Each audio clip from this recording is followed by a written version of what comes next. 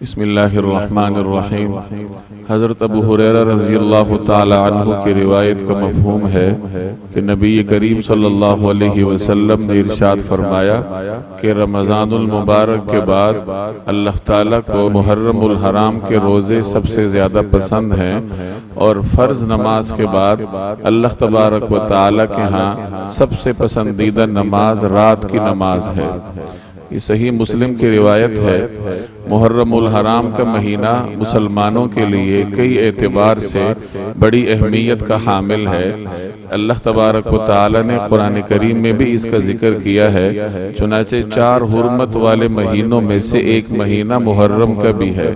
یہ قمری کیلنڈر کے اعتبار سے جو سال ہوتا ہے اس کا پہلا مہینہ ہے۔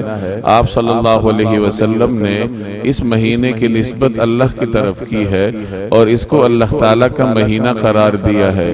ویسے تو تمام مہینے، تمام دن، سارے کا سارا وقت اللہ تبارک و تعالیٰ ہی کا پیدا کردہ ہے، لیکن محرم کی جو نسبت خاص طور پر اللہ تعالیٰ کی طرف فرمائی ہے، اس کا مطلب یہ ہے کہ اللہ تبارک و تعالیٰ کے ہاں اس مہینے کی خاص قدر و قیمت ہے۔ چنانچہ آج جو روایت ہم نے پڑھی اس میں بھی یہی بات فرمائی گئی کہ رمضان المبارک کے مہینے کے بعد سب سے افضل روزے محرم کے روزے ہیں، اور فرض نماز کے بعد سب سے افضل نماز رات کی نماز ہے۔ اس سے ملتی جلتی ایک روایت سنن ترمذی میں حضرت علی رضی اللہ تعالی عنہ سے مروی ہے کہ ایک شخص نے نبی کریم صلی اللہ علیہ وسلم کی خدمت میں حاضر ہو کر سوال کیا کہ یا رسول اللہ، اگر رمضان کے بعد میں نے کسی مہینے میں روزے رکھنے ہوں تو کس مہینے میں رکھا کروں؟